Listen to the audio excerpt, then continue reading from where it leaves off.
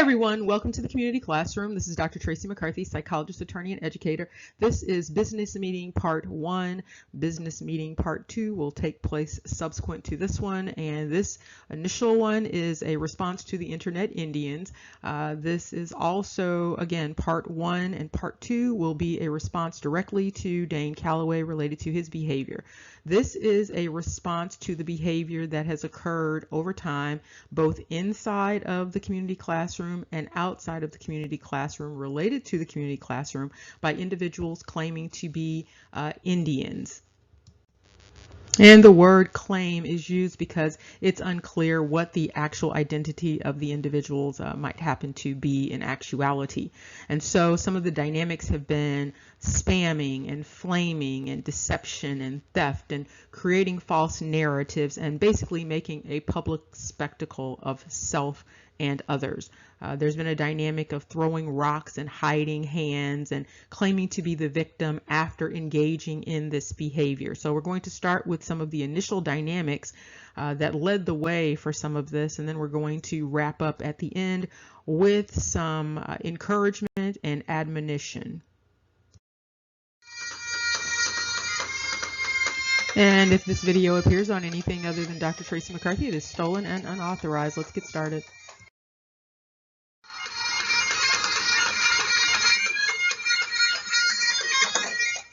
And we're just going to cover some preliminary dynamics that led up to this initial business meeting. Individuals often ask, why is Dane Calloway's name in the subject line? It's in the subject line for a number of reasons, but we're going to backtrack here to the beginnings of some of these dynamics. A while back, Dane Calloway, a YouTuber, was doing what he indicated were field trips, and he indicated that he needed funding for these field trips. He was doing research on Virginia and getting information related to the slave trade and the slave narrative. So the community classroom donated $5 to these field trip efforts. Dane Calloway, however, claims to have no recollection of receiving anything from the community classroom and no other relationship with the community classroom. Now, to clarify, the donations are provided to content creators who are attempting to do projects. It doesn't matter whether the community classroom agrees with the paradigm. The dynamic is set up so that individuals who are pursuing knowledge, that they will be encouraged to continue to pursue knowledge, even if the community classroom is not in agreement with whatever their paradigms happen to be. It's about the educational process. It's about the learning process. It's not about having agreement with the thoughts that come out of that or the conclusions. Now, what happened after this was very interesting. So the donation was made in October, and then in December, a confederacy of Dane Calloway and friend stole a video from the community classroom. The video was basically about primary and secondary legal sources, and also looked at an example of some of Dane Calloway's questions related to Nat Turner and how you could look at primary and secondary legal sources to understand a little bit more about what really happened with Nat Turner. And as you can see here, the video was stolen and uploaded on American Indian Truth, but originally that channel was known as Wake Up Indigenous Niji, and this is a channel that had been blocked from the community classroom previously. When there was a request to remove the video with Wake Up Indigenous Niji, the response was to provide contact information on their site to be contacted related to any questions or concerns. There was a question about the relationship between this channel and Dane Calloway's channel, because all of the videos, for the most part, for Wake Up Indigenous Niji pointed to Dane Calloway and served as a cheering section for Dane Calloway to accumulate views and to encourage people to go to Dane Calloway's channel, which is highly monetized. And so one of the things that Wake Up Indigenous Niji did was even put their watermark on top of my name in claiming the video. Now this watermark is very interesting because it is the same picture that goes along with the seminal video from Dane Calloway related to 98% of African Americans are in fact Native Indians. Now, while this video garnered over 18,000 views in support of Dane Calloway, and this video was uploaded by a Confederate of Dane Calloway's, Dane Calloway claims to not be aware of the community classroom and not be aware of who I am, Dr. Tracy McCarthy. Now, before we get to this live stream that took place, it was a panel that included Dane Calloway, we have a counter notification. So when the copyright notification was submitted, in addition to refusing to take down the video, the individual responded with a demand for a legal contest for the video. So the person stole the video, then insisted on the video being their video, and then insisted that the copyright claim was in error. And the individual identified as Marcus Washington in this counterclaim, also known as Malcolm White, and provided again this contact information to go along with the contact information that was already on the channel to contact them, and also provided a phone number as the contact phone number. Well, interestingly, this phone number that was provided was registered to Dane Calloway.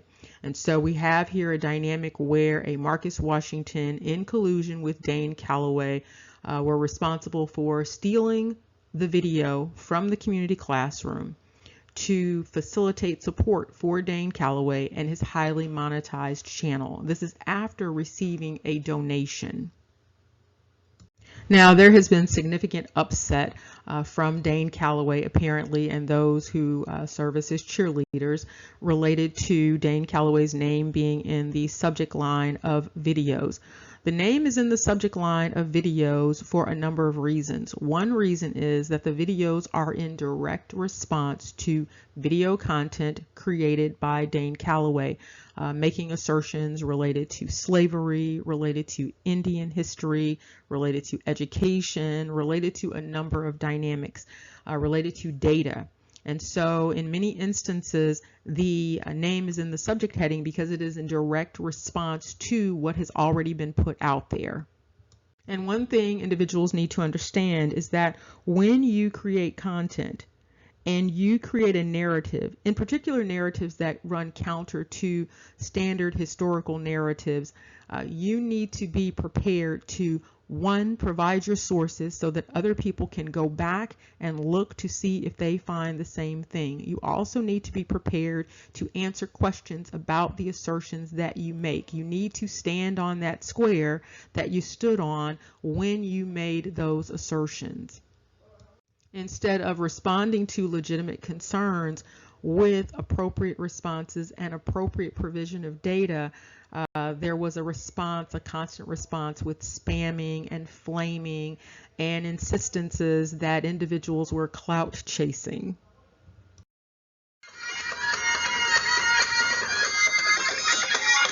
Now, a number of live streams grew out of this feigned upset related to being called to show forth the data or questioning the data, questioning the assertion. So there were these ad nauseum live streams that grew out. They were 8-hour long live streams and 5-hour long live streams. And no, we did not listen to 5-hour and 8-hour live streams in totality.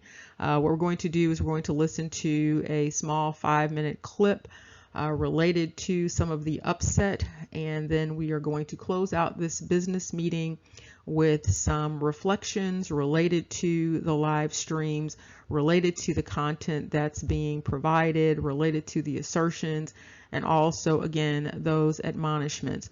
We're also going to go over very quickly some of the dynamics in the live stream and present some questions to those individuals who are creating these live streams about the data that they are putting out there. And so again, some food for thought.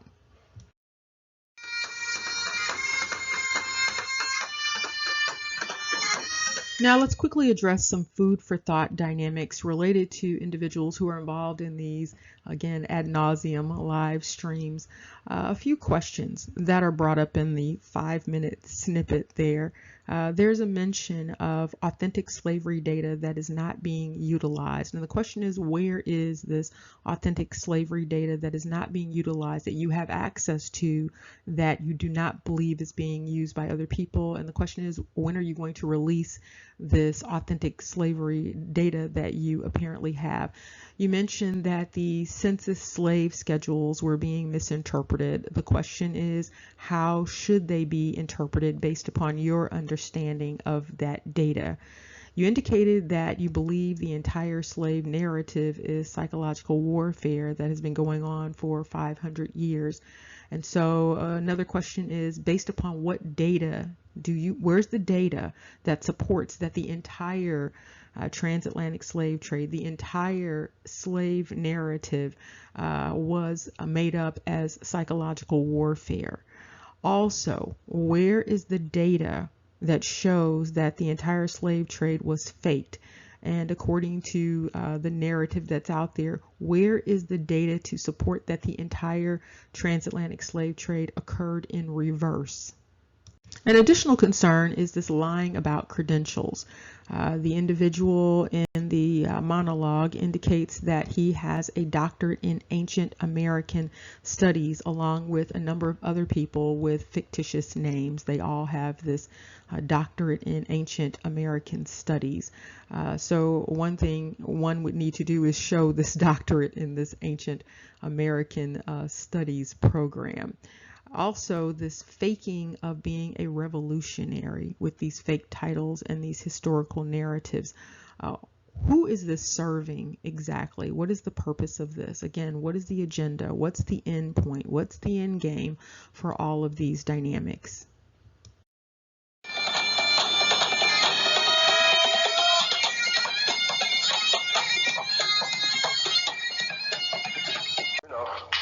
When we're looking at this thing, man, it gets weird, y'all. It really does. It gets weird. I'm saying we go into a realm, right? Like I said, I want to address, and I'm gonna do a build on this. I want to. I'm just gonna kind of address it right now. Shout out to Dr. Tracy McCartney, right? Saying some stuff she did, and we don't want to. That's why I premised the doctorate thing or whatever. Now I haven't done any research on her. It's not about an attack on her. It's about her things. Just some of the things she said in the video she just did, talking about slavery deniers. Right now, for me myself, like I said before, this is not a new thing that has been said by me. Most people know that.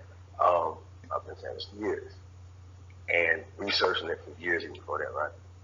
So, question of slavery, did this happen? And, they're using this as a psychological warfare against us, right? Is this possible, right?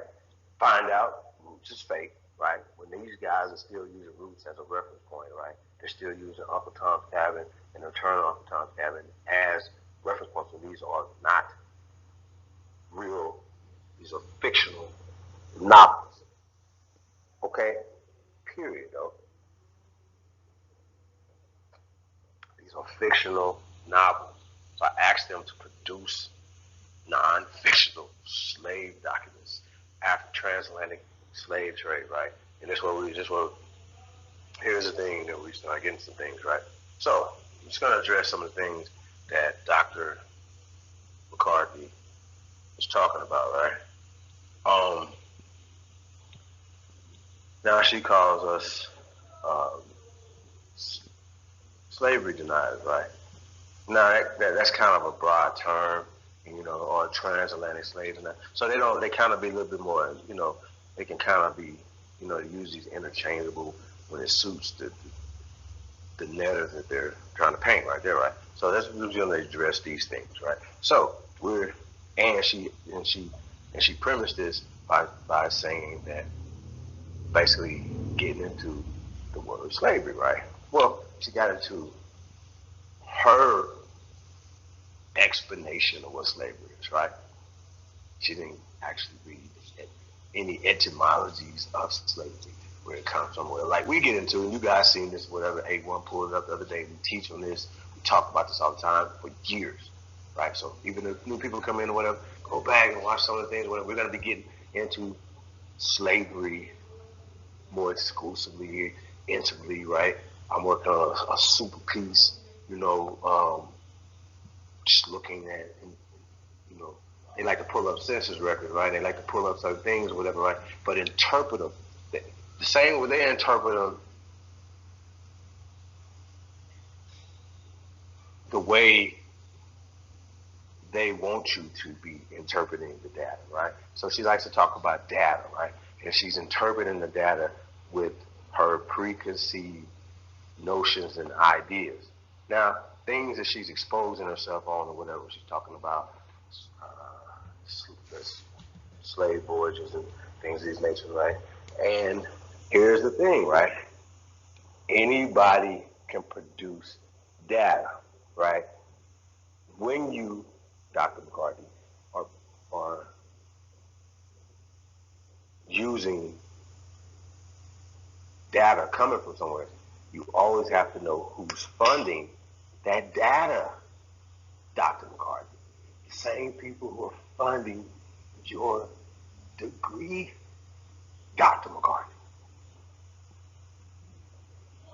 And see, that's why I don't really want to get into what you're a doctor of, because I know for a fact, Dr. McCarthy, that you, my friend, are not, my sister, a doctor. You do not have a doctorate in ancient American studies, right? Because this is a curriculum that we created. Shout out to A1, shout out to AP, shout out to Jaguar, shout out to Pure Mayo, Van Con Drive, College, Nago, Phoenix Moon. Oh my God, y'all know what, bro? I definitely don't want to forget nobody, man. Shout out to Hawk School. Not going on. Shout out to Ty Data, man. Shout out to Black Daughters Television, man. Shout out to everybody, bro, that puts in this work, that teaches, man. African American, African. Oh my God, Copper Empress, original Copper Empress Hobart, Copper Fox, aka Empress of Britain, Copper Hostel, he's a gambler. I'm just gonna be, y'all might get like dyslexic, right? I might start just remember people to start throwing names out there, right? So if y'all know people to say their name, whatever, like I said, we're gonna shout everybody out, show love to everybody. That's what we're doing around here. It's big ups to all the great ones in the chat room. All the great ones gonna be listening in. But this is the greatest of all time. Y'all listening, you tuned into the greatest, the fuck of all. And we had to cut off the potty mouth tirade that ensued after that.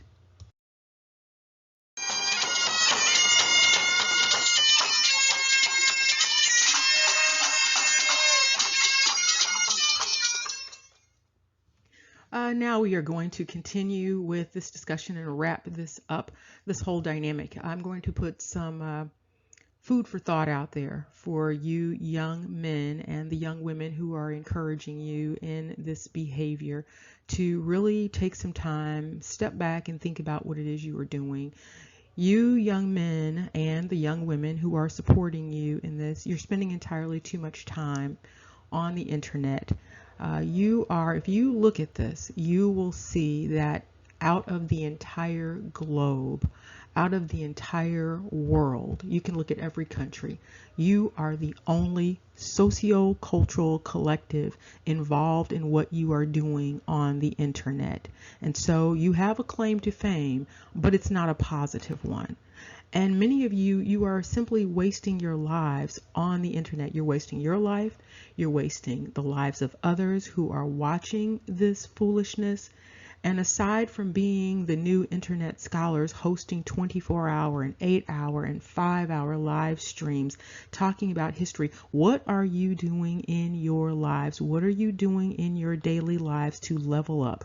What are you doing to level up individually and as a collective outside of cyberspace? What are you doing to improve your physical health, your emotional health, your mental health? What are you doing to improve your relationships with yourself first and foremost, your children, your siblings, your spouses, your partners, your parents, your neighbors, your coworkers? What are you doing? What are you doing to build in reality versus building in terms of rhetoric online? What are you doing to serve and protect these women that you claim you believe are God? What are you doing to serve and protect the elders that you claim to revere? Clearly, you all have a number of talents. So what are you doing to create legitimate business ventures and schools that don't involve scamming? Outside of the internet, you claim that you've created a curriculum on ancient American studies. What are you doing to make sure that the children have access to this curricula that you claim you've created? Again, you are the only socio-cultural collective on the internet across the entire globe attacking and scamming in public what you claim are your own people. And you're doing this for the entire world to see. We can all research history. We can all go to the library. We can all talk about the past. The question is, what are you doing about your individual and collective futures? Some of you need to have a seat for a moment. You need to have a couple of seats. You need to take some time and reflect on the purpose of your life. How are you creating a life for yourself that is edifying? How are you creating a life for yourself that is inspiring beyond your little circle of cyber cheerleaders? You young people use a term called smoke. You don't want this smoke. You need to remember, as Solomon said, there's a time and place for everything. There's a time to talk and a time to be quiet.